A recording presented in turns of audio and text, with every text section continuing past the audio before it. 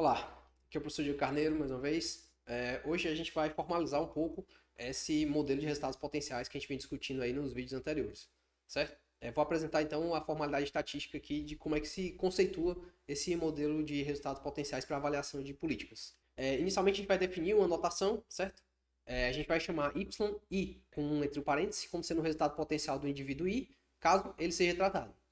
E YI0, ele vai ser o resultado potencial do indivíduo I, caso esse mesmo indivíduo não seja tratado.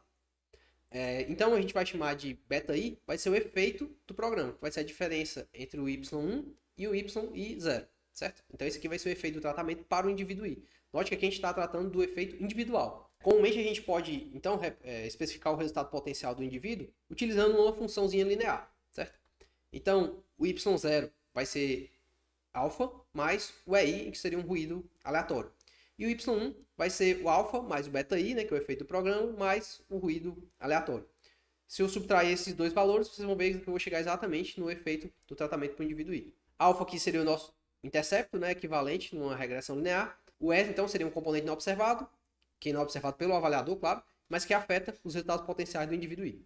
Como a gente observou, né, não é possível saber o valor do beta I, porque a gente não consegue observar o indivíduo nos dois estados ao mesmo tempo. Ou seja, a gente não consegue observar ao mesmo tempo o indivíduo I, o Y1 e o Y0. Mas quando a gente agrupa os indivíduos, a gente viu que a gente consegue construir grupos comparáveis, né? Ou seja, grupos com características equivalentes. De modo que em termos de resultado médio, a gente consegue aferir o efeito do programa. A gente vai conceituar aqui o que a gente está querendo calcular. Primeiro, o que a gente chama de efeito médio do programa, ou EMP, ele vai ser a média do efeito para todos os indivíduos da população, tratados e não tratados. E o EMPT, que seria o efeito médio do programa sobre os tratados. No inglês, geralmente a gente chama isso aqui de ATT, né?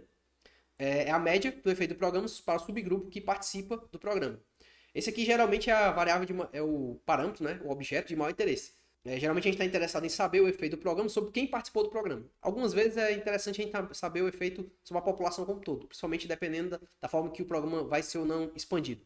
Então, o efeito médio sobre os tratados ele vai ser útil para medir o efeito do programa, que atende um público com características diferentes do resto da população. Então, se eu estou atendendo um recorte muito particular da população, então esse resultado ele vai me dar o efeito para aquele tipo de grupo, especificamente. Formalmente eu posso definir esses efeitos como sendo o efeito médio do tratamento do programa vai ser, na verdade, a esperança do YI1 menos YI0. Né? Lembrando que esperança nada mais é do que a média populacional, certo? Então a média populacional da diferença de resultados potenciais entre os indivíduos, certo? A gente já viu que Y1 menos Y0 é igual a beta I, então na verdade o efeito médio do tratamento nada mais é do que o valor esperado de beta I. Já o efeito médio do tratamento sobre os tratados é a mesma coisa, só que eu restringo, né? Para t igual a 1, em que t aqui, né, representa a participação no tratamento, a participação de fato, certo?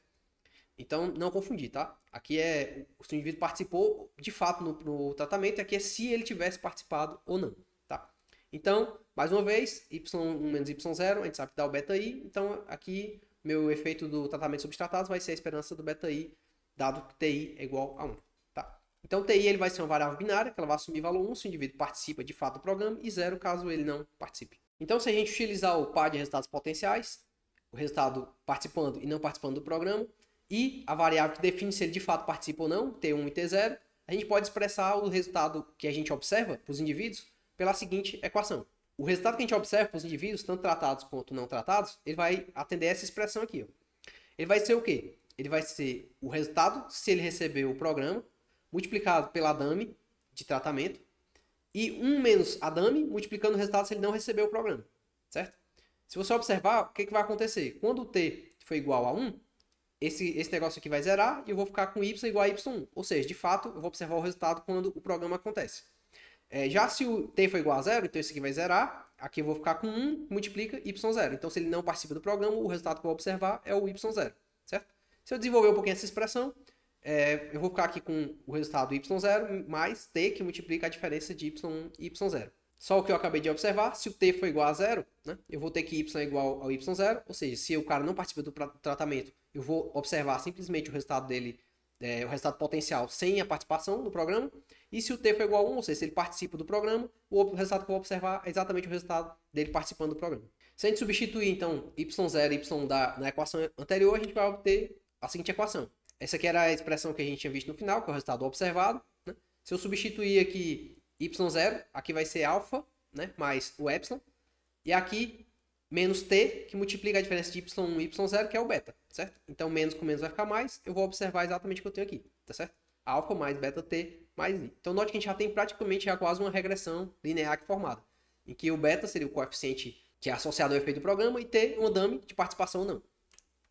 Tá? Então, note que isso vai ser uma equação linear, né? Mas o efeito do beta i ele varia entre os indivíduos. Então, aqui eu tenho um coeficiente variável, né? Que não seria o que a gente comumente vê nas regressões lineares. Então, normalmente a gente assume que o efeito do tratamento ele é homogêneo, ou seja, que ele é o mesmo para todos os i's, tá? De modo que a gente pode reescrever essa equação simplesmente colocando um beta aqui tirando esse i, ou seja, o efeito médio, né, vai ser o mesmo para todos os indivíduos. Então, o efeito médio do programa vai ser o valor médio do beta i, que vai ser igual a beta, certo? Que vai ser o efeito médio do tratamento sobre os tratados também. Então, nesse caso, né, eu vou ter que, se o efeito é homogêneo, então o efeito médio do tratamento e o efeito médio do tratamento sobre os tratados vai ser idêntico, vai ser o mesmo. Então, a gente pode utilizar esse arcabouço que a gente acabou de desenvolver para poder estimar o efeito, né, por meio dessa equação aqui. Basicamente, a gente vai colocar nossa variável de resultado como variável dependente e estimar ela quanto uma dummy de tratamento. Contudo, a gente tem alguns problemas econométricos aqui, né? Primeiro que a variável de tratamento, normalmente, ela é correlacionada com o erro, certo? Por quê? Porque a gente sabe que, dependendo da forma de seleção, as variáveis que foram consideradas para selecionar o indivíduo, elas estão dentro do erro. E, obviamente, né, elas são correlacionadas com T. Então, se eu tiver isso, eu vou incorrer no problema de endogeneidade. E esse beta que eu estimar aqui, ele vai ser potencialmente enviesado. Então, isso vai acontecer, né, como dito, porque a participação do programa normalmente não se dá de forma aleatória, tá certo? A gente vai falar sobre a aleatorização no futuro, eu espero. Então, geralmente, como a decisão decorre de uma decisão voluntária, né, ou do indivíduo, ou dos administradores do programa, então, geralmente, a gente pode ter, né, uma correlação aqui entre esses dois, tá certo? No exemplo de programa de formação profissional, a gente admitiu que os indivíduos mais motivados, eles têm mais chance de se inscrever no programa. Então, motivação seria uma característica que está dentro do erro, tá certo? Então, se a motivação afeta a chance de tratamento e a motivação também afeta a renda, então eu vou ter um problema de endogeneidade se eu fizesse aquela estimaçãozinha simples anterior. A motivação é uma dimensão que a gente não observa, tá certo? E ela, de fato, provavelmente afeta a renda. Então, dificilmente eu vou ter uma medida precisa, né, para essa informação. Consequentemente, ela vai estar necessariamente dentro do nosso termo de erro. Então, daí eu vou ter uma correlação entre T e o E, e o parâmetro de interesse, né, que seria o efeito do tratamento, ele vai ser potencialmente viesado.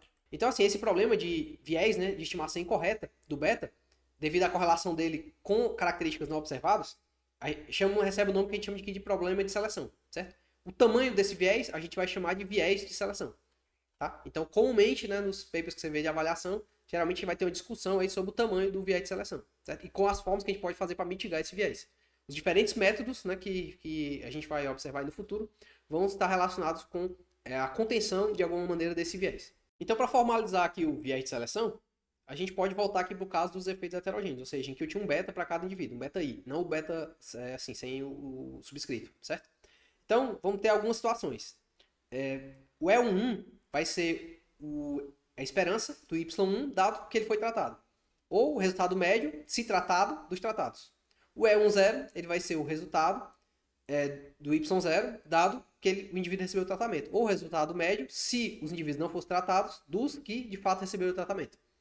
O E01 vai ser o valor esperado do Y1, dado que T igual a zero, ou seja, o resultado médio, se tratado, dos não tratados. E o E00 vai ser o valor médio, né, do Y0 dos indivíduos que não receberam tratamento. Ou o resultado médio, se não tratado, dos não tratados. Note que a gente só observa, né, o E1 e o E00, que é a média, né, do indivíduo se tratado que recebeu o tratamento. E a média do indivíduo não tratado que não recebeu o tratamento. Tá certo? Enquanto esses dois resultados, eles são os contrafactuais que a gente precisa. Para a gente poder descrever o viés de seleção, então, a gente pode utilizar, por exemplo, o efeito médio do tratamento sobre os tratados, ou EMPT. Lembrando aqui que o EMPT é igual ao valor médio, né, da diferença de Y1 menos Y0, dado que o indivíduo recebeu o tratamento. Pela propriedade da esperança, né, aqui eu tenho uma subtração dentro, então a esperança dessa subtração é a subtração das esperanças. Fiz separar aqui. Esse resultado aqui é exatamente o E11, né, e esse resultado aqui é exatamente o E10. Então, note que para eu obter o efeito médio de tratamento sobre os tratados, eu não vou conseguir observar esse valor, logo eu não consigo identificar esse efeito diretamente. Então, o E10 ele é não observado, então a gente vai ter que utilizar no lugar dele o E00, né, que seria o resultado de quem não recebeu o tratamento. Quando isso ocorre, geralmente a gente vai calcular então essa diferença aqui, que eu vou chamar de R. Essa é a diferença do resultado tratado de quem recebeu o tratamento, menos a diferença do resultado não tratado de quem não recebeu o tratamento. Ou seja, o E1 menos o E10. Notando que os dois são observáveis, né? Só que aí nessa comparação, ela pode ser inadequada, né? Entre inscritos e não inscritos, que é exatamente aquela situação que a gente mostrou no vídeo anterior. A forma da gente visualizar isso é se a gente somar e subtrair a média do contrafactual é 1, 0.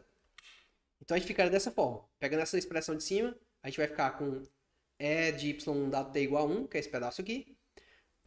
E aqui a gente tem E de y0 t igual a 0, que é esse pedaço aqui. E no meio a gente soma e subtrai esse valor aqui, que é o E1, 0, que é a esperança do indivíduo se não tratado, dado que ele foi tratado, e a esperança do indivíduo se não tratado, dado que ele foi tratado, né? Eu somo e subtraio, eu não fiz nada.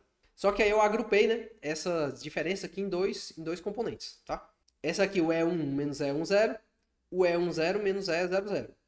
Esse pedaço aqui, ó, é o verdadeiro efeito médio do tratamento sobre os tratados, certo? Que é o que a gente gostaria de obter. E essa diferença aqui, ela vai ser exatamente o viés, que é o nosso viés de seleção. Ou seja, o tamanho do viés de seleção ela vai ser aqui a diferença, né, entre o resultado do indivíduo, caso ele recebesse tratamento, dado que ele não foi tratado, e o resultado que a gente observa de fato, que é o indivíduo que não foi tratado e não recebeu o tratamento. Então, nesse caso, note que aquela comparação que a gente fez, ela não é exatamente igual ao efeito médio do tratamento sobre os tratados, por causa da existência do viés, né, que é essa diferença aqui. Essa diferença, como já falei, ela vai ser a diferença de resultado na situação de não tratamento, ou seja, y igual a 0, quando os indivíduos participam ou não do programa. Para que o viés seja 0, certo? A média observada para os não tratados, o E00, vai ter que ser igual à média do contrafactual, que é o E10, que é o que a gente está querendo estimar. Ou seja, a nossa estimação teria que ser perfeita, né? E no caso, a gente não teria viés.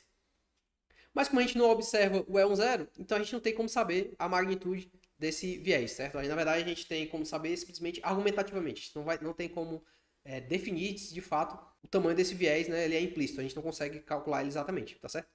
Mas sempre, em toda avaliação de políticas, a gente tem que ter uma discussão sobre a existência, o tamanho e a direção desse viés com base na lógica, né?